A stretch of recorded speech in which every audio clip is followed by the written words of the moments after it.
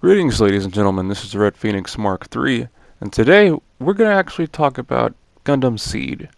It's a series I've managed to avoid watching for years now, since I was first exposed to it playing Dynasty Warriors Gundam 3. Well, no, actually, Dynasty Warriors Gundam 2. And I actually got to watch it on Gundam Info, and I felt the need to discuss it, because a lot of people, well, I feel like there are largely two opinions. Either there are people that think Seed is like it's cool or just great, or some people just hate the crap out of Seed for various reasons. And today I kind of wanted to go over, my own opinions and kind of discuss maybe, if it's as bad as people say it is, or maybe there's a little bit more to it. So, without further ado, let's go. Let's get started. So, what is Gundam Seed? Well, Gundam Seed is essentially a repackaging or repurposing of the original Mobile Suit Gundam with Amuro Ray. And similarities that are kind of obvious that we see between Seed and the regular original Gundam include the protagonist stumbling upon an OP Gundam suit, getting dragged into war with their friends, not wanting to fight in the war, learning to deal with this war and what comes with it somehow, and developing their own ideals regarding the war. Now, what makes Seed different from the original? Well, for starters, let's talk about the protagonist's main Gundam. First off, Amuro Ray's RX-78 Gundam looks the same throughout the series, with an assortment of weapons they can use in battle, such as beam swords, beam rifles, bazookas, and a literal ball and chain. Kira Yamato's Strike Gundam actually has 3 different types of armor types it can choose from, given each situation. A flight-centric armor with wings, a long-range centered armor with a big laser gun, and a close-quarters armor that includes a big sword with kind of it's like half metal, half laser. It looks kind of cool, actually. The Strike Gundam also has a limited power supply that both provides its defensive armor, its color, and serves as its source of power. This limited power supply, I assume, was used to nerf the Gundam a bit more, but more often than not, it seems like an inconsistent plot inconvenience, especially when we rarely see the opposing Gundam team run out of power.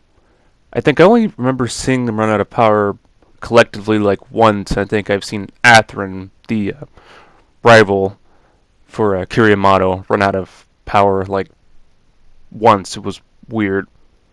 But anyways, another difference is the character designs. When I was first exposed to Seed when I was playing Dynasty Warriors Gundam 2 for PlayStation 2, I wasn't really a fan of the character designs or the mech designs.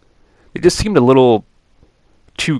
They were odd. They just seemed cutesy to me, and the Gundams just seemed a little too slinky. I just wasn't used to that. I mean, granted, there were Gundams like, the Turn A Gundam and like the Zeta Gundam that looked different, but somehow they still felt like Gundams to me. The Seed Gundams just looked too different to me for some reason at the time. After watching Gundam Seed over the course of 2 to 3 days, the character designs weren't as terrible to me, and most of the mech designs grew on me. Well, most of the mech designs. But I will say the 4 Gundams stolen by Zaft, the Blitz Gundam, Dual Gundam, Aegis Gundam, and the Buster Gundam, do seem a little more practical and function-based as opposed to more whimsical designs of the past. Another noticeable difference is the main character, Kira Yamato. So both Kira and Amuro have special abilities, but the logistics behind their abilities are pretty different. Amuro is he is a new type with new type abilities, which give him powers such as enhanced reflexes and psychic abilities. However, Kira is known as a coordinator, which in this universe is a genetically altered human being who's considered more evolved in terms of strength and intelligence, more evolved than the normal human being who are referred to as naturals in this universe. Kira also has a mode dubbed Seed Mode that further enhances its already high stats to perform all kinds of quick maneuvers with his Gundam Strike Gundam, which has sets of armor and weapons it can swap out with as well.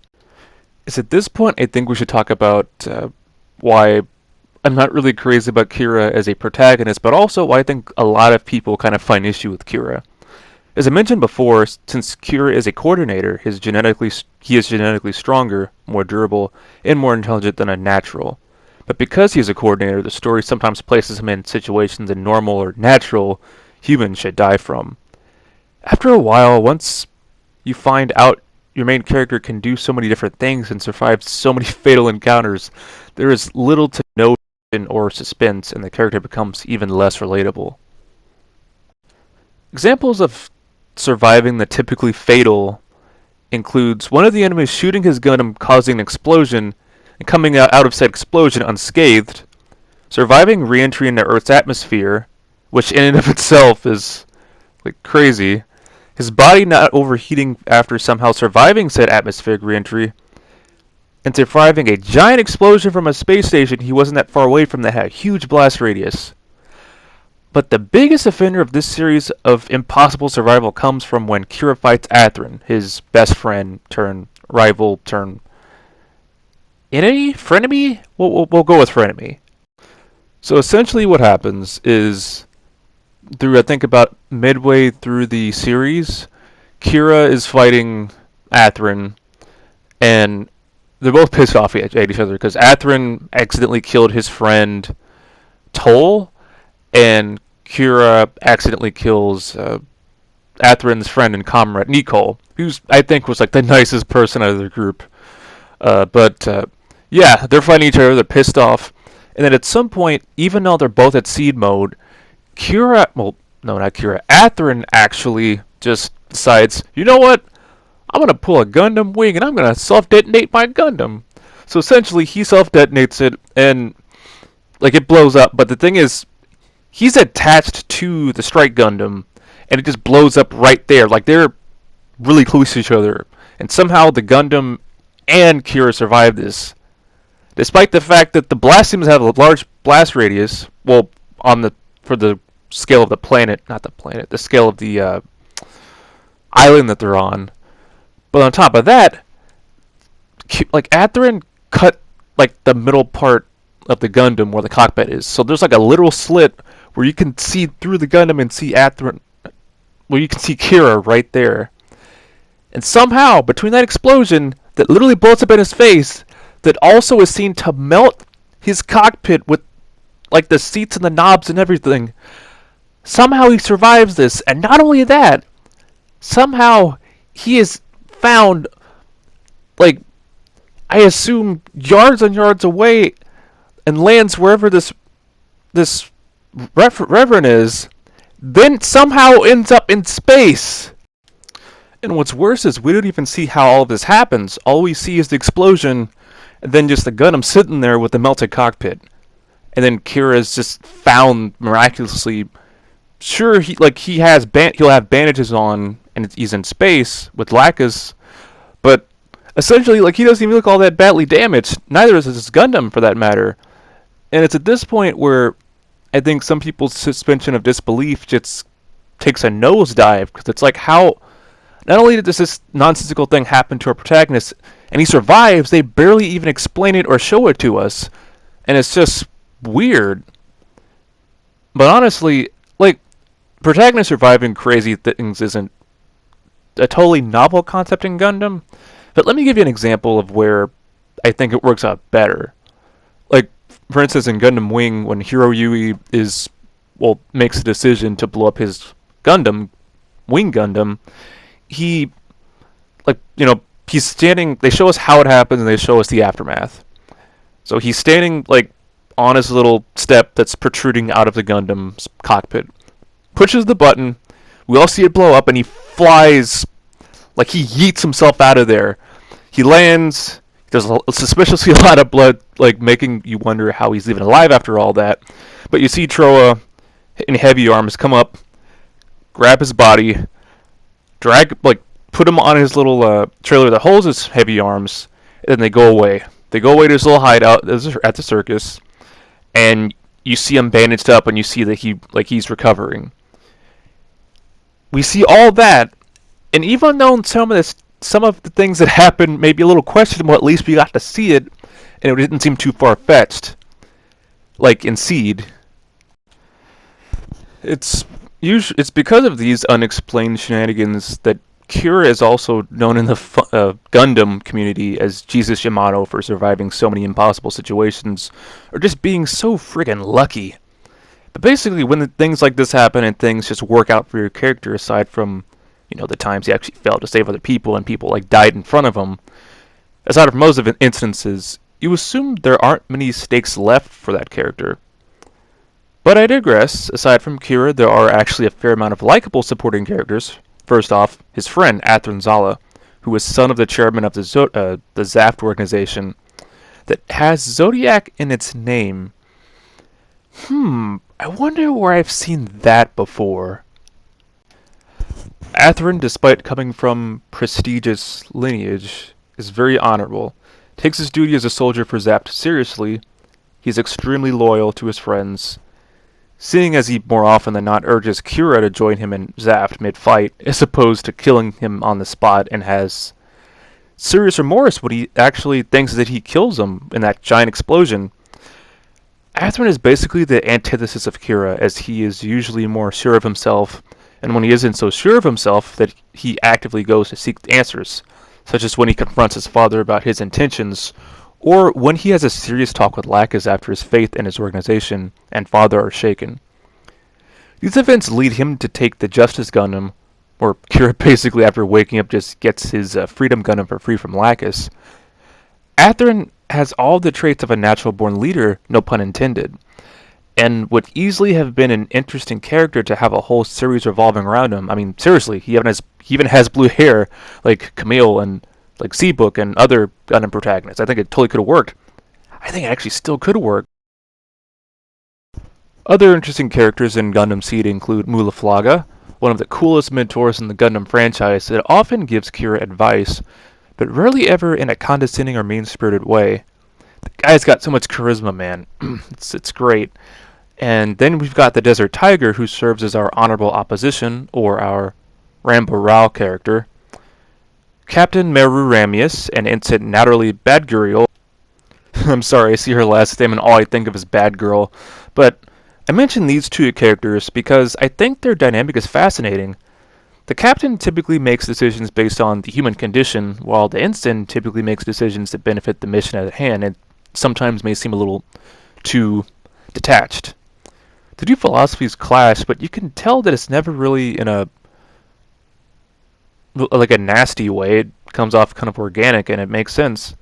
Even Kira's friends have their own character moments, and they all volunteer to serve as actual crew members aboard the military ship, the Archangel, which literally looks like a hipper version of the original Gundam White Base.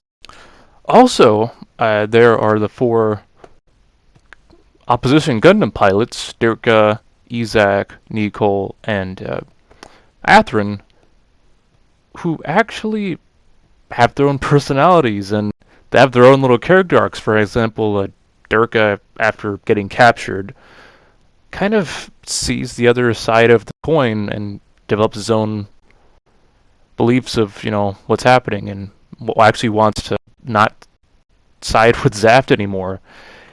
Izak is pretty abrasive, but he, really, really wants to be the leader bad, and even he, gets a moment where he teams up with Dirka.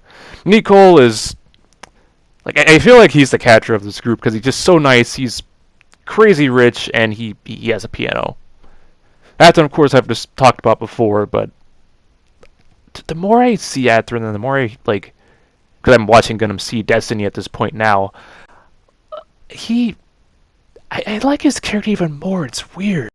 So, with all this in mind, do I actually think Gundam Seed is a terrible series? Do I think it's shit? Well, there is shit in Seed. Weird shit, bat shit, bullshit, fuck shit. But I don't think the series is shit at all. Well, at least on the whole. Granted, there's a lot of fan service, and not the wholesome kind of fan service. There are a lot of reused scenes and flashbacks. Oh dear lord, the flashbacks.